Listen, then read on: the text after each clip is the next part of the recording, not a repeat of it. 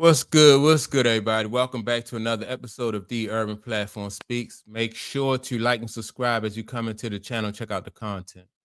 Um, Recently with that shakeup or the situation that went down with Caitlin Clark and Angel Reese, a lot of people have been talking about not just that situation, but the situation with like black women and black women, like some of the choices that black women make. And it all comes from like how Angel Reese handled that situation with Caitlin Clark. Some people think that Angel Reese overreacted. It was a hard foul, but it still was a basketball play, right? And so, um, people thought that Angel Reese kind of overreacted, and they look into uh, at like some of the things that Angel Reese has said over the past year, and some of the stuff that Angel Reese has posted. And so the conversation now becomes like, who can kind of like pull her coattail? Like sometimes men have like their father or other guys who will pull their coattail and just tell them like, look here, man. That's not a good decision. That's not wise. Don't do this, don't do that. Like they'll get advice. But then a lot of times, man, sometimes men don't want to, or sometimes women will enable other women. And so that's where somebody like Swoopes comes in with Angel Reese, right? Because sometimes you gotta handle a situation with finesse, and you gotta be professional. Like you can't be out here playing checkers when everybody else is playing chess. And so, and then expect people to kind of co-sign your nonsense. And I thought that an exchange that Kenya Martin and Cheryl Swoops had, I thought it was a really good exchange. They had it on the Gills Arena show, and who's the guy? Jason Whitlock also spoke about it. And sometimes like how sometimes your attitude, like some black women attitude, really can be a hurdle or a pitfall that they place in their own way. And so I'm going to play what Kenya Martin had to say to Cheryl Swoops about sometimes like the attitude that comes along with some of these black women. Shamika, Steve, I got one last thing I want you all to react to it, and then we'll go. I want to replay the clip. I believe it's, Side 11. It's Kenyon Martin and Gilbert Arenas and Cheryl Swoops having the most honest conversation I've ever seen. It blew me away. Let's play Side number 11. Like I don't think it's fair that Black women are held to one standard. This is how we're supposed to be, how we're supposed to approach everything, how we're supposed to respond, how we're supposed to answer. And if we don't answer the way they think we should, then we're labeled as we got attitude or we're aggressive. Like I don't agree with that. Because it's the angry black woman. But if you're it's the angry black That's woman. my point. But why? Forbes is it a myth, but it's a thing, right? Either way, right? It's a thing because people make it a thing, including. So it goes back to the way I react. Anybody would get mad at that. So it's the thing. So it goes back to the shit. I take my mother, black woman, right? Fit the same shit, right? And I tell her the same thing. Like, you can't react like that to everything and everybody, right? You can't. Why? You can't. I'm saying why? Why? You're proving the Because she's a black woman. Because that thing, Which is wrong. Exactly. Which is wrong. You can't react with attitude to every. My mom just got out. Listen, she in the hospital having open heart surgery and giving these people attitude. You just got your goddamn chest cut open. You're in there giving these people attitude. I told, listen, these people got your life in their hands. You got to be able to turn that off at some point. Well, Kenyon, that example and this example I'm saying, but the point totally different things. The point I'm making is the angry black woman thing. is this true or is it a myth? It's a thing. Whether you want to fall into the conversation or the category or not, it's a thing. So Shamika, let me stop it right there, right? And a lot of times, like with black men, black men have a hard time really doing what Kenya Martin just did, and just being honest with her. Like sometimes you have to turn that attitude and stuff off, and you got to think of a smarter way about going about these different types of situations. So it's not even, in my opinion, like with the Caitlin Clark situation, whether she thought it was a hard foul or not, it's like the way she handled that situation. And people even brought up the point of Angel Reese when she got fouled last year by I forgot the young lady name, but she took a hard foul from this young lady. It was a bigger young lady and somebody who's just known to be like almost like Dennis Rodman of the NBA. I forgot her name. And Angel Reese didn't react like that, and that, you can't react to every situation the same though. You gotta have some finesse. You gotta be able to think your way through certain situations. Whether you think that you are being treated fairly or not. Like like say for instance, if you go to a restaurant and you giving the waitress or the server a hard way to go, knowing that these people they're going to handle your food. That's it. To me, it just don't make any sense. To be like that and to really put yourself in a situation where you could, you're doing more harm to yourself than you are to the person.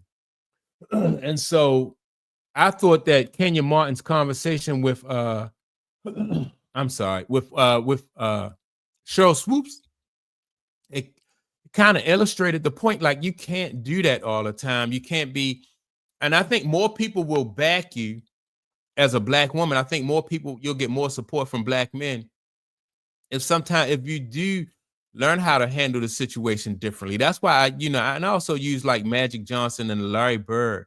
Like both of those guys got caught up. They didn't really like they stuck to basketball.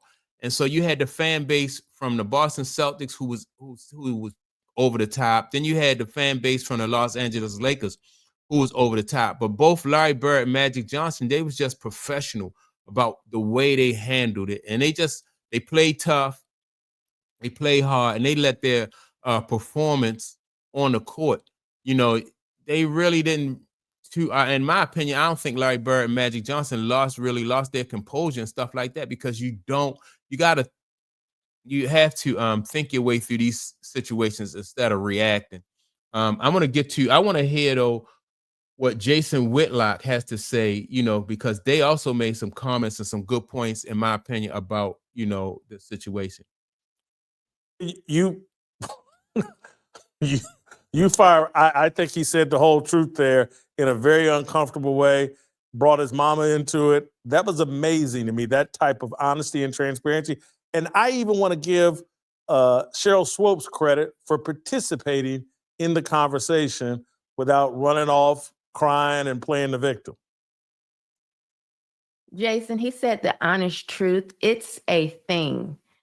And like he said, whether you want to fall into the category or not, it's really your choice. You can either say this is a thing and be more aware of your behavior as a Black woman, or you can pretend like everybody's out for you and you have done nothing wrong and you're a queen and you can't be criticized. And so therefore you don't try to correct the behavior.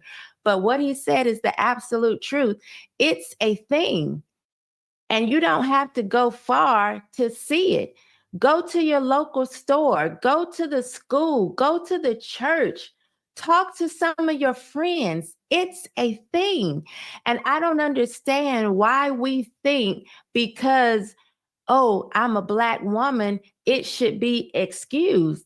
That type of behavior should not be excused. As I said earlier, there are things we have not endured. People that are my age, we haven't endured the hardships of my grandmother. My grandmother isn't even angry like that. So why are we mad? What are we mad about?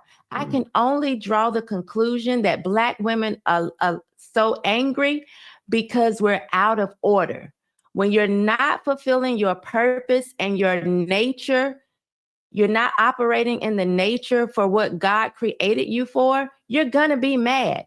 And you can pretend all day long that you're some boss bitch, you're in charge, you should be in control, you can stand toe to toe with men. You cannot. And when you have to wear such masculine behaviors, you're not going to be happy about it, or you're not going to come across soft and happy because you're walking around wearing clothes that you're not supposed to wear. We're not supposed to. I like what she said. The most important part, I think, to me is like when she said that you are out of order, right? And then so sometimes, like Black women, some Black women need to be told that they're out of order, and you can't handle all those situations, the same. Um, I remember a time like when like if I had a niece or some or a cousin or something, and they sitting around and their mug was all broke down, and my grandmother would like they or one of my aunts be like, fix your face, like it's no need for you to sit around with your face like this mean look on your face, and it's just uncalled for, and a lot of times, and sometimes like you acting like this out in public, and then you want the support of people, or you want people to see you as a victim, when people can't really defend that, they can't co-sign with that.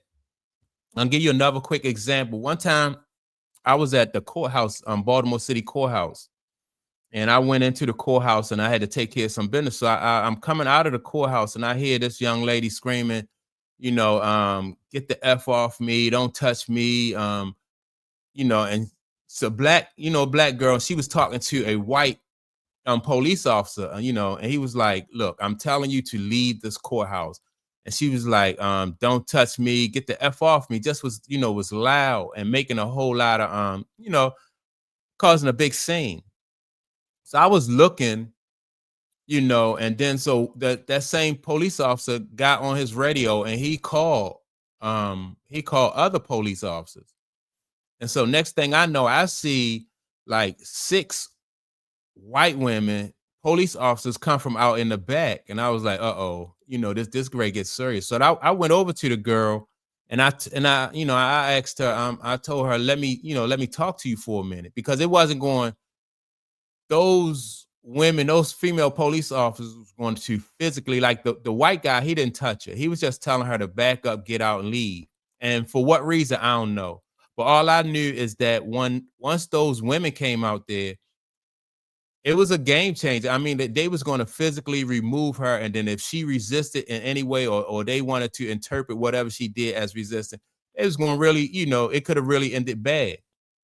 But it took me a long time. It took me like about 15 minutes or so just to get this young lady to calm down and tell her, to come on outside, let me talk to her, and see what's going on. And so after a while, I was starting to lose patience. I was like, why, what happened? And I wasn't even really concerned about what happened, but I was like, why won't you even just calm down and step outside? So after a while, I was able to get her to walk outside, and she realized that, she didn't have no win in that situation. But her whole argument was, you can't talk to me like this. And, I don't know. It was just basically, it boiled down to, like this lady said, like, the young lady was out of order. If she had a grievance with something that happened in that courthouse, just file a grievance in a it's ways to go about that, but you don't put yourself in harm's way. And then this guy this officer call out all these other women, and they was great do their job. They was getting ready physically remove. After a while, they would have just, they wasn't going to physically remove it. She probably would have got arrested and probably got roughed up in the process. So women need to be able to, and I'm glad that this lady on Jason Whitlock's show said what she said, man, because sometimes it just boils down to being out of order. And then sometimes men, we don't want to deal with it. You know, we're just saying, I don't want to make a scene. You know, so we'll just leave it alone. You know, and I've seen other women like that. You know, I dated this one young lady one time, and she used to do stuff that was just so, you know, just over the top. And I look at her mother and her older sisters, and I was like, y'all not even gonna say nothing to her? You know, y'all just let her act like that. And so yeah, I mean, sometimes people just don't want to you know, they don't want to deal with it because sometimes they think it's a headache, or I don't know for what reason, but it just boils basically down to like lack of self-control sometimes and just being out of order. And so when Kenya Martin told Cheryl Swoopes, you know, that you don't have to present that image, although that's a stereotype that's out there, you don't have to live up to that stereotype. You know, and a lot of times that stereotype can be used against you to, like I said, you know, to push you in harm's way, or to prevent you from getting or accomplishing something that you want to get. And they'll use that stereotype against you. And you have really basically just tricked yourself out of position. And yeah, man. So I think not men and people in the community really just need to do a better job of not co-signing women when they get out of order, because it really don't help them. And then it don't, you know, it allow other people to apply that stereotype to people when it probably really don't even fit, you know. And so I thought that was good what Kenya Martin said to Cheryl Swoops. I also thought that Cheryl Swoops kind of got the I think she get it. You know, Cheryl Swoops, one of my favorite WNBA players. I think she get it. You know, like we want to stick with you, but we cannot co-sign some of the nonsense, man. You know, and we can go on for hours and hours about some examples of like when you anytime you tell a black woman something, man, it's just gonna be it's just gonna be some drama behind it. But that's my take on it. With that being said, make sure to like and subscribe. Also, leave a comment, man. Let me know what you think about what Kenya Martin said. And also the young lady who spoke after Kenya Martin, she was on the Jason Whitlock show. And her name is Danita.